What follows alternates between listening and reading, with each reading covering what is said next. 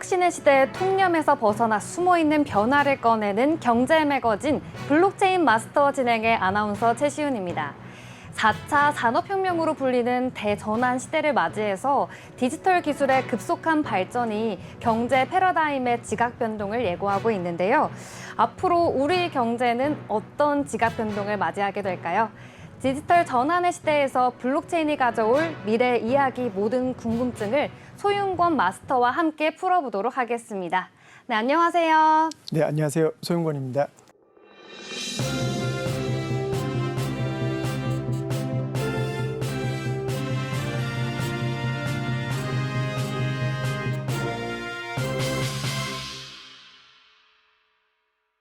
네, 요즘 이제 블록체인이라고 한다면 모르는 사람이 없을 정도로 이 세계인의 뜨거운 관심사가 됐죠. 국내에서는 비트코인을 통해서 블록체인에 접하신 분들도 많을 것 같은데 이제 방송을 통해서 혹시 어떤 이야기 들려주실 건가요?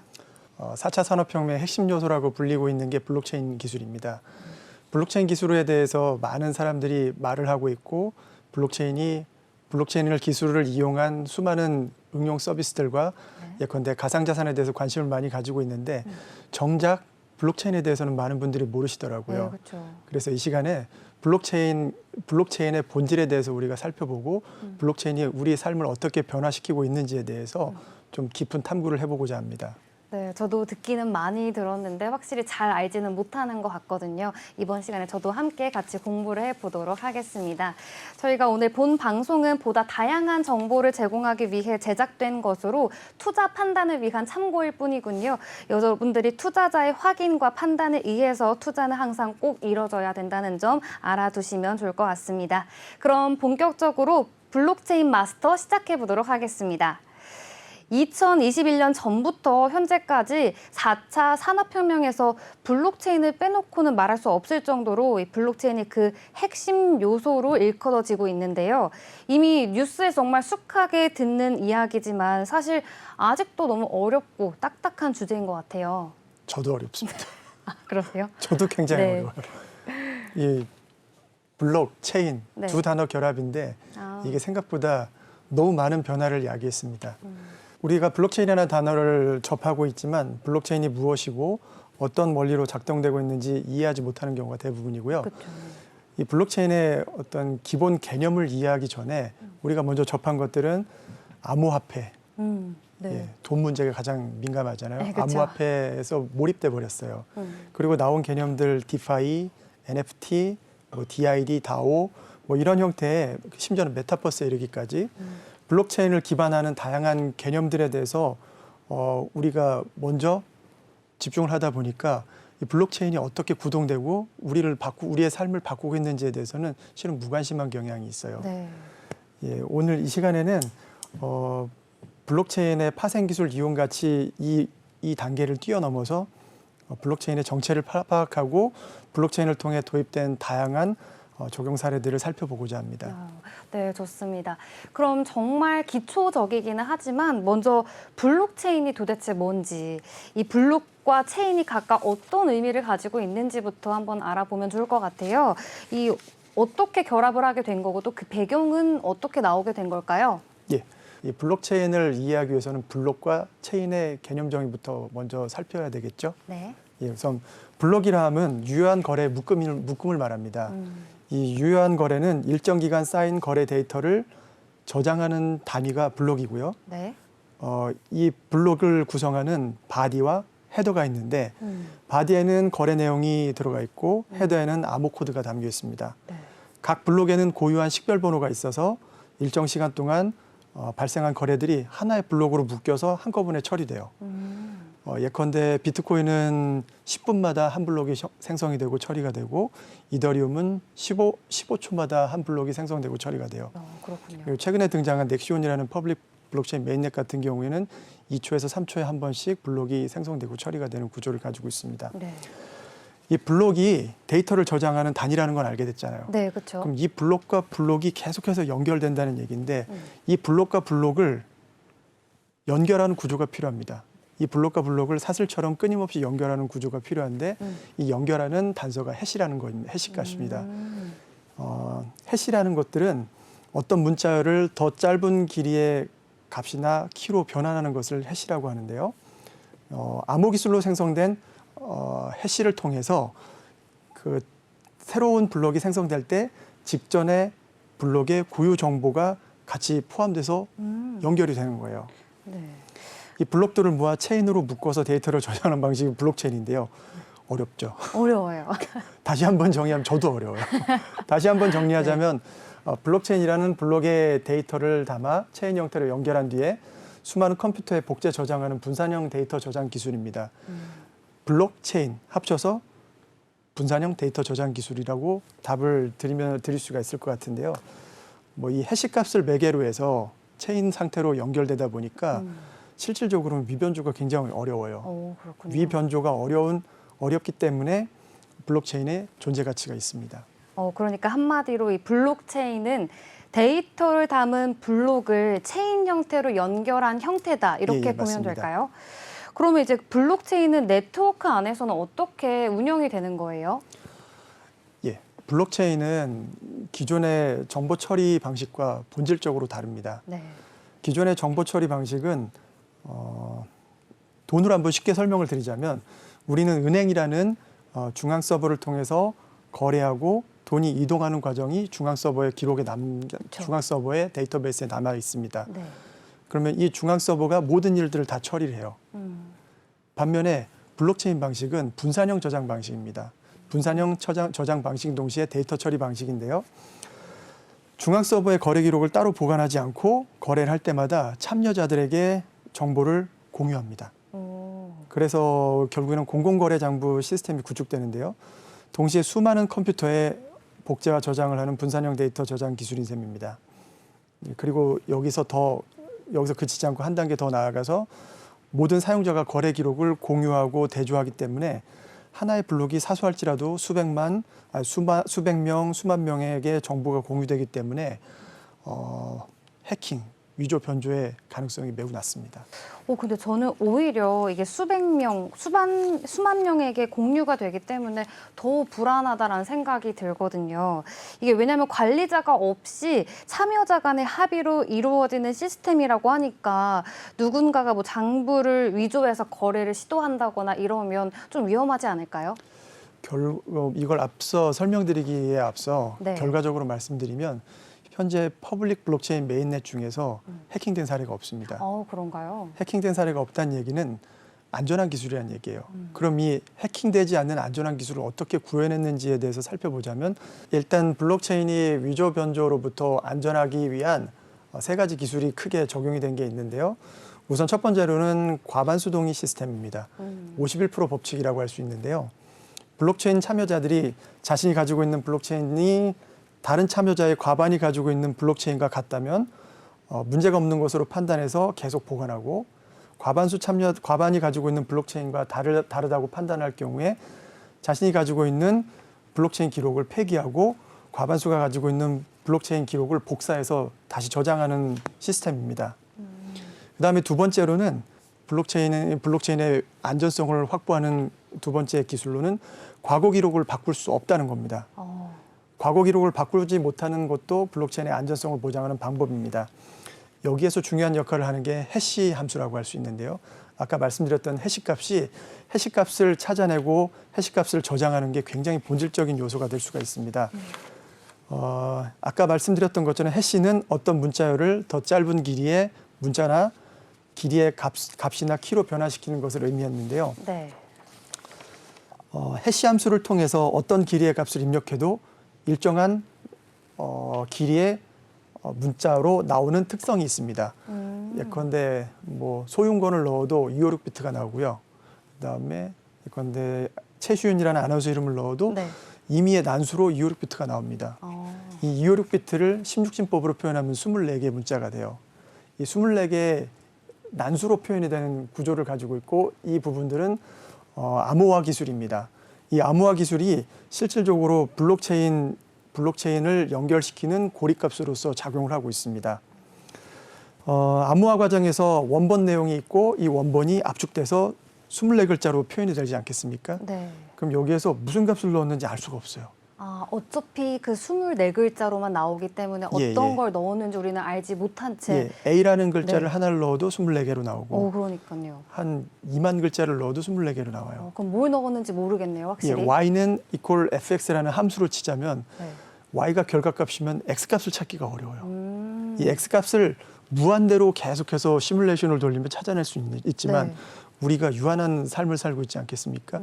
유한한 범위 내에서 이 x값을 찾아내는 건 정말 불가능에 가깝습니다. 그러게요. 이 불가능에 가까운 암호 기술이 블록체인에 적용이 됐고요. 그다음에 마지막으로 계속해서 체인 구조로 연결되고 있다고 하지 않습니까? 네. 새로운 무언가 블록에 저장을 하려면 이전의 블록들을 다 검증해야 돼요. 와, 그 과정이 쉽지가 않겠네요. 예, 그렇기 때문에 약간 느립니다.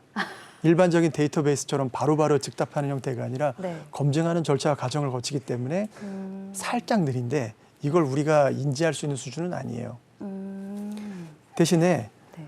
우리가 예컨대 2만 블록을 형성했다고 치겠습니다. 근데 검증하는 과정 속에서 누군가 한 19,098번째 블록에 뭔가 약간이 이상해요. 네. 그러면은 다시 쫙 돌아보는 겁니다. 모든 블록체인에 참여했던 모든 노드들이 이 부분들을 검증을 하는 거예요. 검증하는데 얘 이상한데 그러면은 과반수가 이건 이상해. 그러면은 이상한 게 돼서 얘는 삭제가 되는 겁니다. 마음껏 조절할 수가 없어요. 그러니까 서로 감시를 하고 좀 이상하다고 여겨지면 없애버리는, 그렇기 때문에 좀 더 안전하게 이용할 수 있다라는 이야기이신 거죠. 예, 예. 서로 해시값으로 물리고 물려서 네. 과거를 검증합니다. 아, 그렇군요. 이게 답변이 정말 구체적으로 소개를 해주셔서 좀 명쾌하게 이해가 되기는 하지만 아직까지 어려운 건 사실인 것 같아요. 예, 맞습니다. 아직 이제 겨우 저희가 한 발 내디뎠을 뿐인데 아직 갈 길이 너무 멉니다. 그렇다면 이 블록체인을 통한 거래 과정에서 통일된 의사결정을 내릴 수 있는 권위 있는 중앙이 존재하지 않아서 발생할 수 있는 문제점들도 있을 것 같습니다. 이런 문제점들은 어떤 것들이 있나요? 예. 일단 이런 권위 있는 중앙이 존재한다는 건 굉장히 편리하고 수월한 방식은 맞습니다. 네. 그렇기 때문에 지금까지 블록체인이 등장하기 전까지 모든 데이터베이스는 다 중앙 집중형 방식이었습니다. 네. 예, 그만큼 효율적이라는 얘기죠. 그렇죠. 효율적인 동시에 문제점이 뭐냐면 언제든 해킹 가능성이 있습니다. 한 곳에서 관리를 하기 때문에 그만큼 해킹당하기가 쉬운 거죠. 예, 맞습니다. 일반적으로 쉽게 손쉬운 해킹 사례가 아주 보편적인 해킹 사례가 디도스 공격입니다. 아, 네, 맞아요. 예, 중앙 서버, 메인 서버 하나만 공격하면 다. 예, 다운됩니다. 네, 그렇죠. 예, 하지만 블록체인은 각각의 블록체인의 분산형 저장 방식, 네트워크 방식에 참여한 모든 컴퓨터들이 각각의 하나의 독자적인 서버입니다. 그렇기 때문에 한 서버에 한 노드에 디도스 공격을 가해졌을 경우에 그 시스템 자체가 차단시켜 버립니다. 그러면 사실 피해 규모 자체도 전체가 다 피해를 받는다기보다는 그냥 하나만. 예, 네, 하나만 피해를 받고 네. 이 피해도 일단 블록체인 네트워크에서 일단은 차단을 시켜버리면 디도스는 사라져 버립니다. 디도스는 블록체인 형태를 블록체인 시스템을 영향을 줄 수가 없는데 네. 시간이 지나면 이 디도스 공격이 멈추지 않겠습니까? 네. 이 블록체인 시스템 이 노드가 다시 연결돼요. 다시 연결되면 자기가 연결되지 않은 동안에 있었던 모든 거래값, 블록값들을 다 다시 복사해가지고 노드로 작용을 하기 시작하죠. 어떻게 그게 가능할 수가 있는 거죠? 살아있는 생명체도 아닐 텐데 네. 어떻게 그 차단을 하고 또 차단하면서 손실했던 정보를 다시 재생해내고 그게 어떻게 가능한 거죠? 그렇기 때문에 이게 블록체인이 4차 산업의 핵심 요소라고 일컫는 이유가 그 때문입니다. 잘라도 계속 재생해요. 죽일 수가 없어요. 네. 그리고 물론 퍼블릭 메인넷에 한정한다는 측면에서 설명을 드리고 있습니다. 네.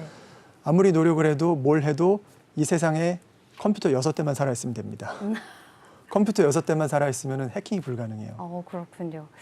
이게 확실히 중앙에서 관리하는 건 아니라서 좀 느리기도 하고 좀 편리함은 떨어질 수가 있기는 하지만 분산 형태로 되어 있기 때문에 저는 좀 더 안심하고 사용할 수 있지 않나 이런 생각이 드는데 네, 좀 안심하고 사용할 수 있는 곳에는 어떤 것들이 있나요? 예, 그 안심해서 사용하기 전에 네. 아까 제가 분산형 분산형 분산형 방식이라는 데만 계속 집중하다 보니까 네.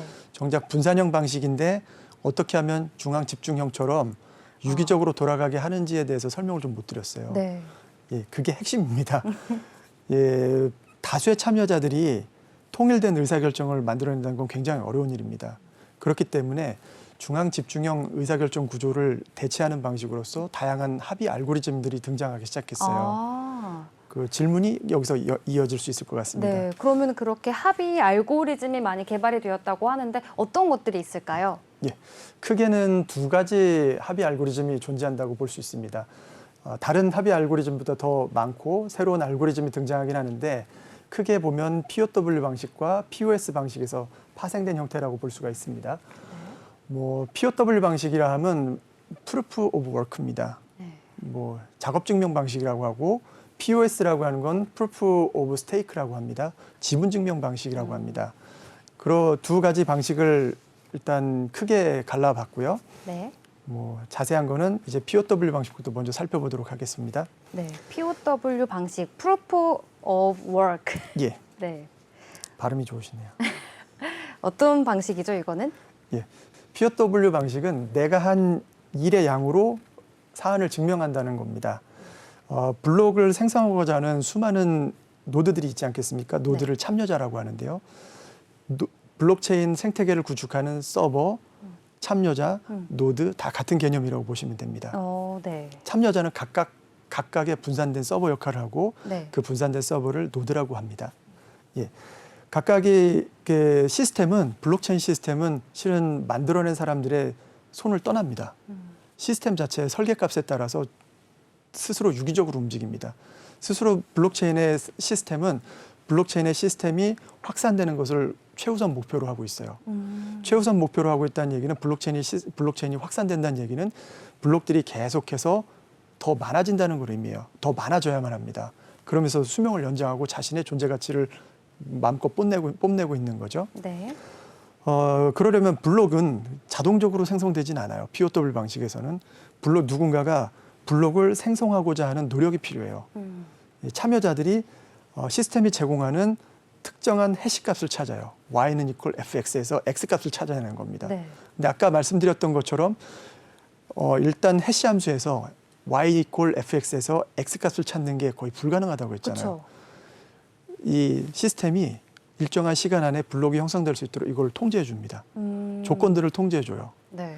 예컨대 나는 서울에 가 있어. 나는 서울 어디에 가 있어. 나는 서울 어디에 뭐 타임스퀘어에 가 있어. 이러면 찾기 쉽잖아요. 네. 나는 서울에 가 있으면 서울이 어딘지 누군지도 그쵸. 모르잖아요. 김서방 찾기죠. 나는 서울역으로 하겠습니다. 서울역에 김서방이든 나는 김서방이라고 여기 김 X방이라고 써 있어. 네. 이마에 김 X방 찾으면 돼요. 아. 그러니까 해시값을 찾을 수 있도록 시스템이 난이도를 조절을 해요. 근데 어찌됐든 간에 이 연산을 하려고 하는 수많은 노드들이 참여자들이 이 연산을 해결하고 연산값을 찾아내려고 노력하다 보면은 경쟁이 치열하지 않겠습니까? 가장 빨리 이 연산값을 찾아낸 해시값을 찾아낸 노드에게 블록을 생성할 수 있는 권한을 줘요. 그 블록을 생성할 수 있는 권한을 주고 그 권한을 받은 사람이 채굴 할 수 있어요. 그 블록을 생성할 권한을 만들어낸 참여자에게 보상으로서 코인을 줘요. 블록을 생성할 권한 이퀄 코인 지급이 되는 겁니다. 보상 수단이 되는 겁니다. 네. 예, 어쨌든 이 블록을 생성할 수 있는 만큼의 일을 내가 했다. 이런 것들이 작업 증명 방식이라고 할 수 있겠는데요. 채굴자들은 컴퓨터로 복잡한 수식을 풀어서 조건에 맞는 해시값을 찾는 과정을 반복하고 이 경우에 모든 참여자들이 찾아낸 해시값을 검증하고 승인하는 과정을 거쳐서 블록의 거래 내용을 저장한 형태로 진행을 합니다. 네. 모두가 참여하고 모두가 검증하는 구조라는 의미에서는 탈중앙화에 가장 적합한 방식이긴 한데 문제가 있습니다. 뭐죠? 전기 소모가 너무 큽니다. 아. 지금 우리가 네. 그 암호 채굴업자, 마이닝 이런 방식으로 해서 사회적인 문제가 되는 방식이 실은 이 방식이 베이스가 될 수가 있어요. 그다음에 두 번째로는 탈중앙화의 본질을 따르다 보니까 모두가 참여해서 검증하다 보니까 속도가 느려요. 아, 그렇군요. 예, 빠른 속도로 검증을 하지는 못해요. 아까 말씀드린 것처럼 비트코인은 10분에 한 번, 이더리움은 15초에 한 번. 이런 식으로 뭔가 블록이 생성된다고 했잖아요. 블록이 생성됐다는 얘기는 누군가가 해시값을 풀어서 블록이 하나씩 하나씩 늘어났다는 얘기예요. 그 늘어난 블록만큼 뭔가 코인이 지급됐다는 얘기이기도 하고요. 그렇군요. 그리고 뭐 가스피라는 좀 어려운 용어가 등장하긴 하는데 가스피가 좀 많이 들어가기도 합니다. 이러한 문제점이 있고요. 이상 POW 방식에 대해서 간략히 살펴봤고요. 간략하지 않죠. 네, 길었습니다. POS 방식을 좀 더 간략하게 설명하자면 좀 더 간략합니다. 네. POW 방식의 대표적인 건 비트코인과 이더리움입니다. 이더리움이 아시다시피 굉장히 느려요. 굉장히 그리고 문제점들이 좀 있습니다. 기존에 이더리움을 설계했을 때 이더리움의 활용 가치보다 더 많이 활용되다 보니까 참여자들이 폭발적으로 늘어나다 보니까 이 이더리움 가지고 이더리움의 합의 방식으로는 좀 어렵다라는 판단을 했던 겁니다. POW 방식으로는 어렵다라고 판단을 했고 속도를 빠르게 하기 위해서 다른 방식을 적용을 시킨 겁니다. 예, 그 적용 방식이 POS 방식이라고 할 수 있는데요. 네. 보유하고 있는 자산에 비례해서 블록을 승인하는 방식입니다. 엄밀한 의미에서 POS 방식에서는 채굴이 일어나지 않습니다. 검증자만 존재하고 있어요. 네. 검증자가 되기 위해서 각 참여자들이 자신의 지분을 재단이라든지 아니면 뭐 거래소라든지 특정한 곳에 스테이킹을 해야 돼요. 스테이킹이라는 말은 고정한다는 얘기예요. 이 고정된 것들을 토대로 채굴에 준하는 어떤 블록 형성하고 블록 형성에 따른 보상 관계가 진행이 되는 겁니다. 이 구조는 어떤 신뢰 관계를 토대로 하냐면요. 코인을 많이 가진 사람일수록 누구보다 이 블록체인 생태계가 안전하게 유지되고 확산되기를 원할 거라는 신뢰에서 출발합니다. 이런 가정에 근거해서 코인을 얼마나 갖고 있는지에 따라서 보상을 나눠주는 방식이에요. POS는 POW와 다르게 불필요한 에너지 소모가 없습니다. 그리고 채굴 과정이 없기 때문에 그래요. 채굴 장비도 당연히 필요 없겠죠. 네. 다만 검증되지 않은 방식이라는 게 문제가 있어요. 조금 차이가 있네요. 이렇게 지금 POS 방식과 POW 방식 저희가 조금 다르게 각각 설명을 해주셨는데 차이가 있기 때문에 네. 좀 다른 점을 더 기억해 두시면 좋을 것 같은데요.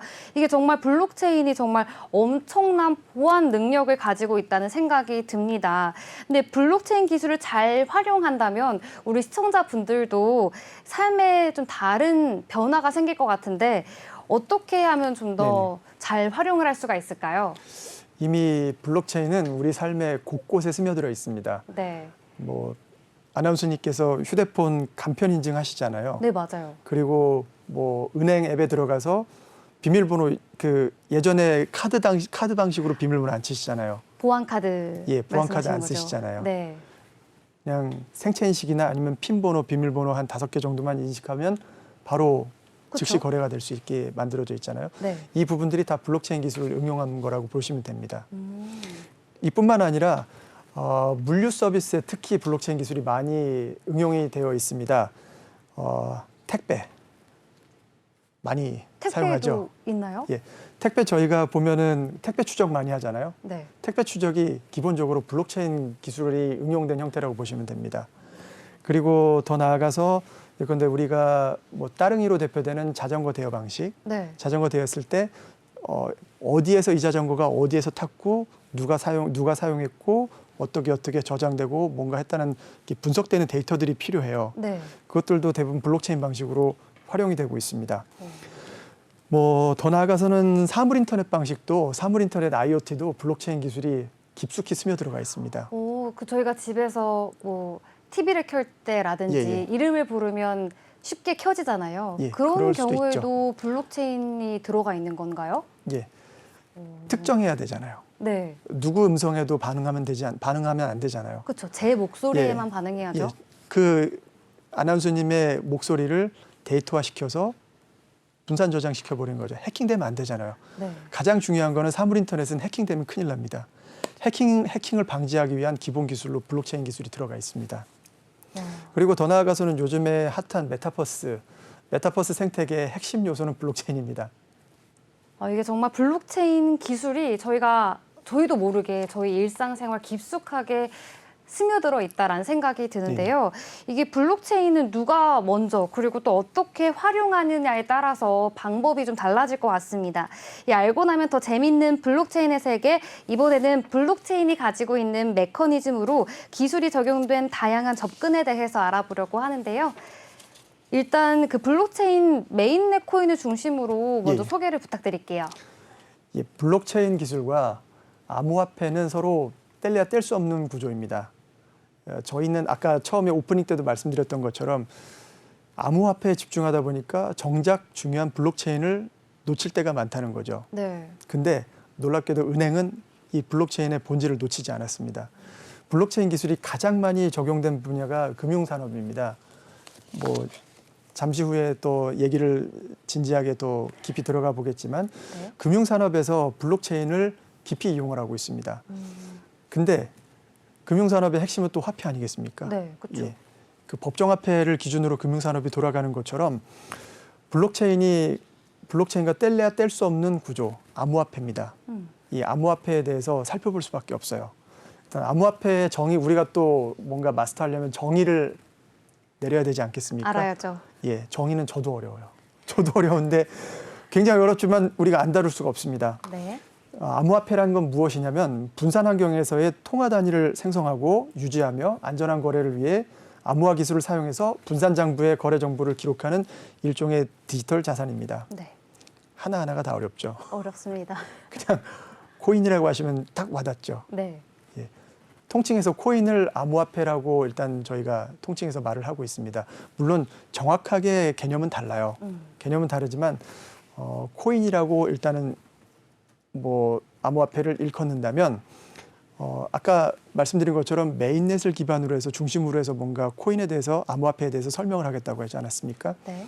그럼 블록체인은 알겠는데 암호화폐는 왜 자꾸 블록체인이랑 한 쌍이라고 하는 겁니까? 의문이 들지 않나요? 그렇죠. 여기에서 아까 말씀드렸던 POW 방식이나 POS 방식의 핵심 개념들이 등장을 하는 겁니다. 블록체인은 중앙 집중형 방식이 아니라 분산형 방식이라고 하지 않았습니까? 네. 분산형 방식은 각자 하나하나 참여자들의 참여와 자발적인 희생하에 이게 유지가 돼야 돼요. 희생이라고 표현하니까 좀 이상한데 희생이라는 표현 대신에 보상이라는 표현을 쓰겠습니다.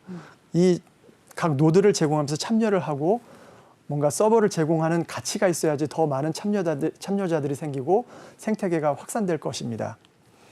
그러면 블록체인에서 제일 먼저 해야 될 부분들이 뭐냐면은 어떤 해시값을 통한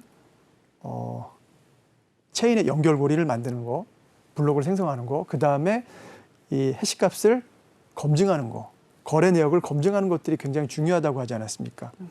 검증을 한 사람에게 무언가 대가가 필요하죠. 그렇죠. 생태계를, 그리고 아까 말씀드린 것처럼 블록체인이라는 거는 자체 구조가 생태계를 확산시킬 목적으로 태어난 녀석이에요. 생태계를 확산시키는 게 생애 최고 목적인 블록체인 시스템에서 이 생태계를 확실하게 확산시키는 유일한 방법은 보상 시스템이 완비가 되는 겁니다. 그 보상 시스템으로 등장하는 게 코인이에요. 암호화폐예요. 네. 그렇기 때문에 이게 실질적으로는 금전 가치를 갖지 않아야 하는 게 맞지만 사람들이 이거를 사용하고 빈번하게 사용하다 보니까 화폐 가치를 지니게 된 거예요. 화폐로서의 환가 가치가 생긴 겁니다. 그래서 이렇게 암호화폐는 법정화폐와는 다르게 별도의 독립적인 화폐 가치가 생성되기 시작한 겁니다. 네, 이렇게 저희가 근데 암호화폐에 대해서 좀 이야기를 나눠봤는데요. 근데 요즘에 코인, 토큰 이런 말이 좀 여기저기 많이 나오는 것 같습니다. 근데 저는 토큰과 코인 정확한 차이를 잘 모르겠거든요. 이 금융과 경제 동향을 파악하기 위해서 뉴스를 열심히 봤을 때 그냥 다 똑같은 가상자산이다 이런 생각이 드는데요. 도대체 이 토큰과 코인 어떤 차이가 있는 걸까요? 토큰과 코인이 일단 혼용되어서 쓰이는 게 가장 문제라고 생각합니다. 네. 근데 토큰과 코인은 엄밀히 말하면 코인과 토큰은 본질적인 차이가 있습니다. 우선 독립된 블록체인 메인 네트워크를 지니고 있는지 여부에 따라서 코인과 토큰으로 분류가 되는데요. 음. 코인은 자체적인 블록체인 네트워크를 가지고 운영되는 거고 토큰은 기존의 블록체인 네트워크를 차용해서 운영되는 겁니다. 다른 메인넷 위에서 개별적인 목적을 위해서 사용되는 암호화폐를 토큰이라고 합니다. 그러니까 아예 운영 방식이 좀 다르네요. 그러니까 코인 같은 경우에는 자체 블록체인 네트워크를 가지고 있는 경우고요. 토큰 같은 경우에는 자체 블록체인이 없고 다른 블록체인을 차용해서 운영이 된다라고 이해를 하면 될까요? 블록체인의 기술 기반 위에 네. 생성된 암호화폐라고 보시면 될 것 같습니다. 대표적인 예로 이더리움 같은 경우에는 ERC-721 프로그램을 통해서 토큰을 생성할 수 있는 여지를 줘요. 우리 이더리움 기반으로 이더리움의 생태계를 구성하는 수많은 토큰들은 실은 이더리움에서 제공하는 ERC-721이라는 프로그램을 통해서 만들어낸 암호화폐입니다. 네. 각각의 메인넷들은 각각의 프로그램들을 가지고 있습니다.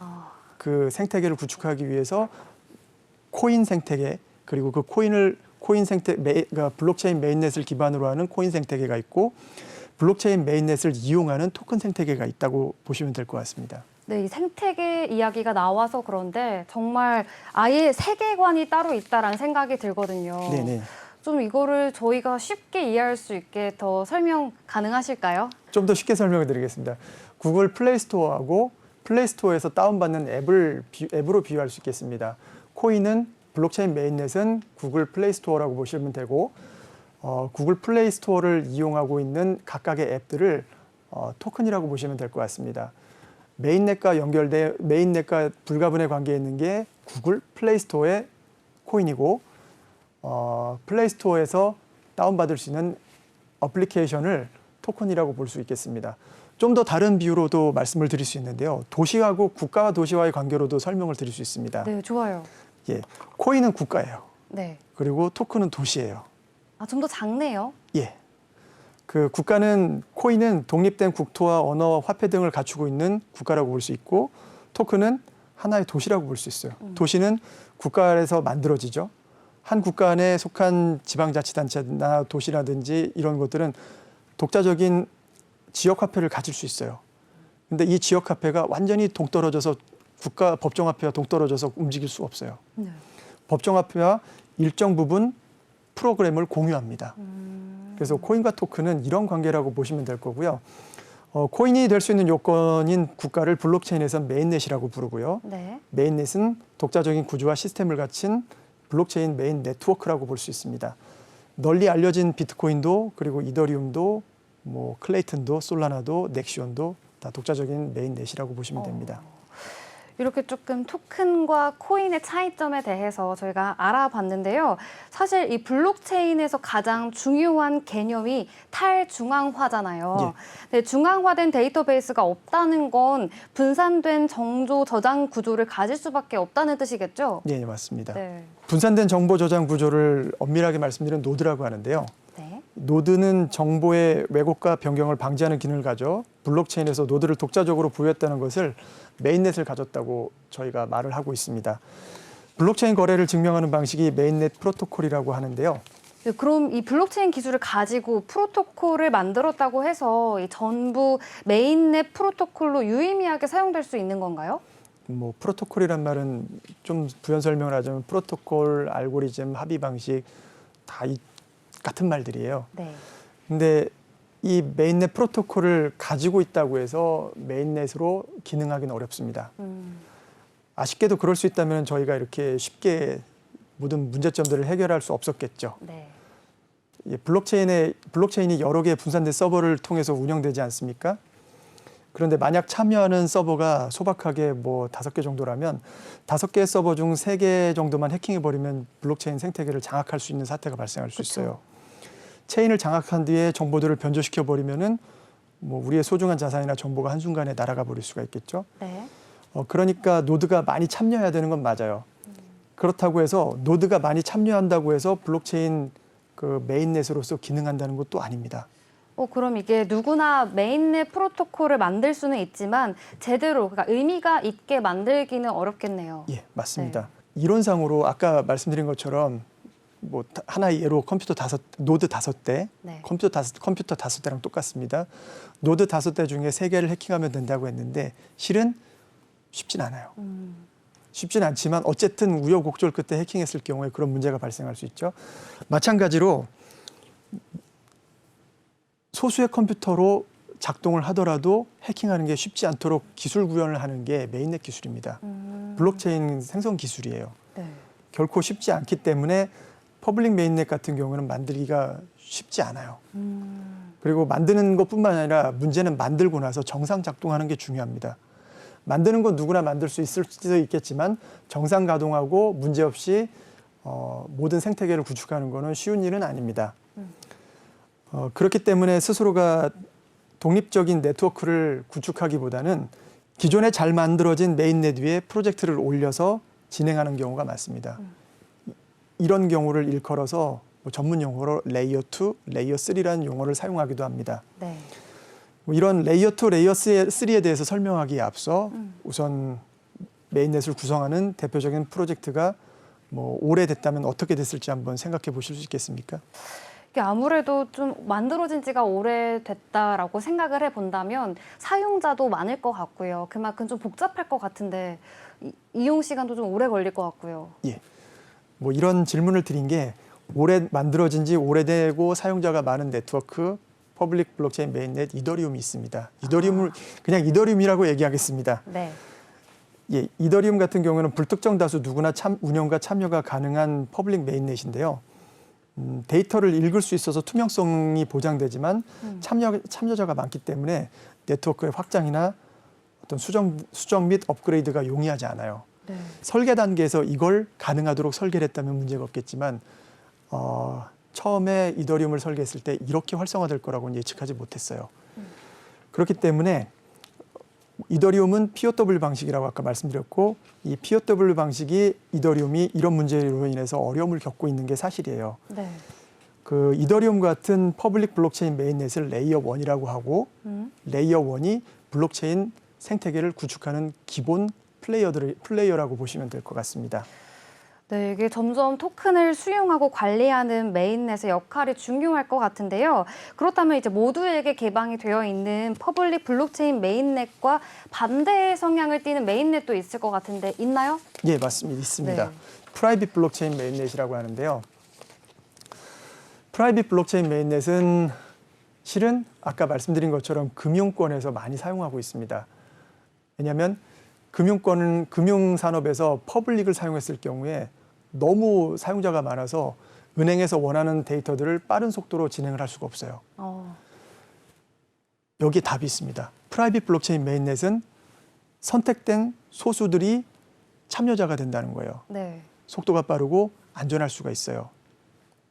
폐쇄적이지만 권한이 집중되어 있기 때문에 참여자의 제한으로 처리 속도가 빠르고 특정 기업에 맞는 설계가 가능해요.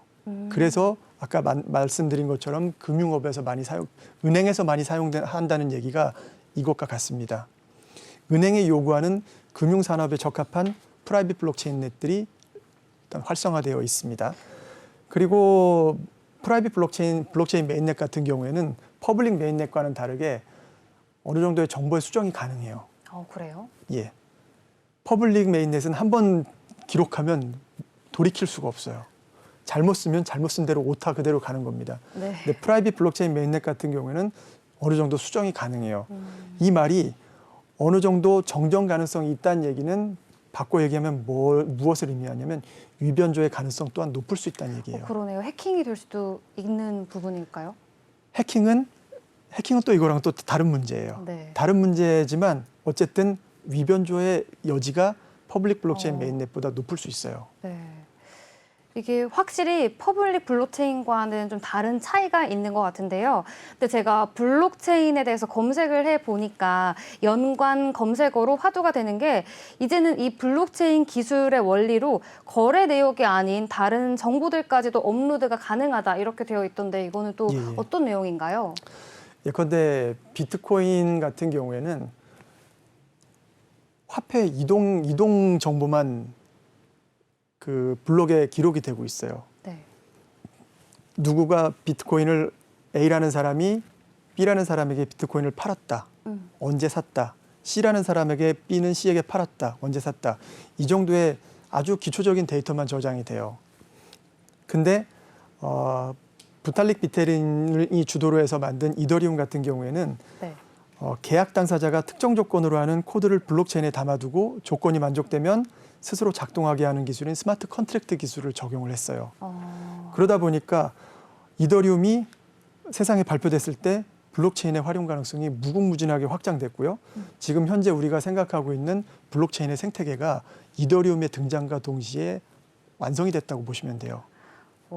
그래서 블록체인 생태계가 폭발적으로 성장했고 이 블록체인 생태계를 통해서 코인, 토큰 등 막대한 가상자산이 형성이 되었습니다. 어쨌든 뭐 이렇게 이더리움이 이런 역할을 했고 뭐 스마트 컨트랙트를 통해서 많은 일들을 했지만 막대한 양의 채굴 전기를 사용하게 해서 환경 오염을 야기한 것도 사실이고 이더리움의 최대 단점인 뭐 느린 속도, 높은 가스피들이 문제가 되는 것도 사실입니다. 네, 이게 막대한 양의 채굴 전기 사용에 따른 환경 오염 문제도 있고요. 또 느린 속도에 대한 좀 문제도 있는 것 같은데 이런 것들을 극복하기 위해서 파생돼서 만들어진 이 메인넷 분명히 있을 것 같은데 말이죠. 예, 맞습니다. 이더리움 킬러 체인이라고 해서 등장하고 있는 블록체인 메인넷들이 몇 가지가 있습니다. 네. 이더리움의 문제라고 할 수 있는 느린 속도, 그다음에 높은 가스피, 그다음에 뭐 환경오염 문제, 전기 사용으로 막대한 채굴로 인한 전기 사용이죠. 이런 문제들을 해결하기 위해서 등장한 이더리움 킬러 체인들은 이더리움의 반대 개념을 가지고 있다고 보시면 됩니다. 빠른 속도, 낮은 가스피, 절전. 완전히 다른 특징을 가지고 있는 것들이네요. 맞습니다. 그래서 대표적인 이더리움 킬러 체인으로 등장하고 있는 게 뭐 대한민국 카카오에서 개발한 대표 블록체인이 라고 할 수 있죠. 클레이튼이 있습니다. 클레이튼의 특징은 빠릅니다. 그리고 카카오 생태계를 통해서 대한민국에 굉장히 많이 퍼져 있습니다. 다만 문제점은 이 클레이튼이 퍼블릭 메인넷인지 여부에 대해서 좀 불분명한 부분들이 있어요. 뭔가 안전성에서 좀 문제점을 드러내고 있어서 뭔가 보완이 좀 필요한 부분이 있고요. 그 다음에 뭐 솔라나 재단에서 만들어낸 솔라나가 있습니다. 솔라나는 글로벌에서 유명한 메인넷인데요. 오픈시라고 하는 NFT 마켓에서 기본적으로 지원되기 때문에 더 유명해졌습니다. 솔라나의 특징은 뭐 빠르고 낮은 가스피, 그다음에 말씀드린 것처럼 뭐 전기 사용, 절전 기능이 있기 때문에 환경오염을 야기하지 않는 것도 똑같습니다. 다만 안전성이 낮아요. 그리고 보안성도 낮습니다. 추측컨대 솔라나 같은 경우에는 퍼블릭 메인넷은 각각의 참여자 노드들이 분산되어 있는 형태라고 말씀을 드렸잖아요. 네. 분산된 형태가 독자적으로 각각 대표한다고 보시면 돼요. 예컨대 노드가 1000개다 그러면 1000개는 각각 1000분의 1의 노드식이에요. 1000분의 1의 노드 기능을 하는데 솔라나 같은 경우에는 이 노드들을 관리하는 메인 서버가 있는 거로 추정이 됩니다. 그래서 이 서버가 공격을 받거나 이 서버가 뭔가 부하가 걸렸을 때 안전성에서 문제를 야기하는 것 같습니다. 그 다음에 마지막으로 뭐 넥시온이라고 하는 퍼블릭 블록체인 메인넷이 있습니다. 이더리움과 동일한 POW 방식으로 한계를 극복했다고 하는데요. 안전성도 높고 보안성도 높고 가스피가 낮고 속도가 빠르다고 하는데 문제는 대한민국에서 출시된 지 얼마 되지 않았기 때문에 인지도가 좀 낮다고 합니다. 이더리움 메인넷의 단점을 극복할 수 있는 클레이튼, 그리고 솔라나, 넥시온까지 저희가 들어봤는데요. 근데 아직도 사실 좀 너무 어려운 것 같아요. 맞습니다. 네. 설명하는 저도 헷갈리는데요. 지금까지 잘 따라오셨으니까 걱정하지 않으셔도 됩니다. 실제로 활발한 개발이 이루어져서 앞으로 많은 블록체인 기반 서비스들이 탄생할 예정입니다. 이미 제가 말한 문맥으로 다들 파악하셨을 거라고 생각합니다. 하지만 그럼에도 불구하고 메인넷 관련 필수 개념을 한 번만 더 짚어드리도록 하겠습니다. 좋아요. 계속해서 나왔던 얘기 중에 하나가 노드 얘기가 나왔었죠. 그 다음에 스마트 컨트랙트라는 얘기가 나왔고 트랜잭션이라는 얘기가 나왔습니다. 네. 그 다음에 잘 들어보시면 가스피라는 얘기가 곳곳에 맞아요. 등장하고 있습니다. 맞아요. 저 듣고 있었는데 예. 가스피? 게스피? 뭐지? 이렇게 생각을 하고 있었습니다. 예, 일단 순서대로 노드부터 설명을 드리겠습니다. 네. 예, 노드는 블록체인 분산 원장 네트워크 노드라는 말의 그 줄임말이라고 보시면 되고요. 블록체인은 중앙 집중형 서버에 거래 기록을 보관하거나 관리하지 않고 거래에 참여하는 개개인의 서버들이 모여 네트워크를 유지하고 관리하는데 이 네트워크에 참여하는 개개의 서버, 즉 참여자들을 노드라고 합니다. 그냥 쉽게 보시면은 서버 기능을 담당하는 컴퓨터라고 보시면 됩니다. 그리고 그 다음에 스마트 컨트랙트라는 거 계속 등장할 겁니다. 앞으로 오늘뿐만 아니라 계속 방송 진행되는 내내 스마트 컨트랙트는 기본적으로 등장하는 개념입니다. 계약 당사자가 특정 조건으로 하는 코드를 블록체인에 담아두고 조건이 만족되었을 때 스스로 작동하게 하는 기술을 말합니다. 이더리움에서 본격적으로 활성화됐고 비트코인에서는 스마트 컨트랙트 기능이 없습니다. 트랜잭션이란 말이 곳곳에서 등장할 예정인데요. 네. 트랜잭션은 블록체인 안에서의 모든 활동을 의미합니다. 이 트랜잭션이 거래가 될 수도 있고 무언가 이전이 될 수도 있고 서비스의 내용을 담을 수도 있어요. 그다음에 가스피란 무엇이냐면 가스란 건 블록체인 플랫폼에서 트랜잭션을 실행하기 위한 네트워크 수수료입니다. 가스피란 말은 네트워크 수수료라고 보시면 됩니다. 네. 뭐 더 복잡하게 말씀드리자면 특정한 작업량을 가스 혹은 특정 금액으로 환산하고 뭐 이걸 가지고 어쩌고 저쩌고 하지만 네. 그냥 다 털어놓고 네트워크 수수료라고 보시면 될 것 같습니다. 네, 이렇게 정말 이 메인넷과 관련된 필수 개념으로 뭐 노드, 스마트 컨트랙트, 그리고 트랜잭션, 가스피까지 만나봤습니다. 오늘 새로운 역사를 만들어가고 있는 블록체인 기술 속에 담긴 다양한 이야기를 나눠봤는데요. 정신없이 이야기를 나누다 보니까 벌써 마무리할 시간이 됐습니다. 오늘 어떠셨나요? 뭘 했는지 모르고 그냥 마무리가 되고 있는 것 같은데요. 그럼에도 불구하고 최선을 다해서 오늘 기본 개념을 설명드리고 이해하는 시간을 갖기 위해서 노력을 했습니다. 마스터, 소윤권의 블록체인 마스터지 않습니까? 네. 예, 저도 마스터가 되길 원하고 이 방송을 보는 여러분 모두 블록체인 마스터가 되기를 원합니다. 어려우셨죠? 하지만 이 어려운 블록체인 기본 개념을 이해하는 것만으로 여러분은 조금 더 블록체인 마스터가 되셨습니다. 마스터가 되는 길을 한 번에 갈 수는 없지만 차근차근 한 걸음 한 걸음 가다 보면 블록체인 기술이 앞으로 가져야 할 지향점에 대해서 여러분들이 이해를 하실 거고 블록체인 기술에 담긴 이슈들을 파악하실 겁니다. 저는 앞으로 이런 부분들에 대해서 여러분들에게 최선을 다해서 전달을 하기에 노력할 것입니다.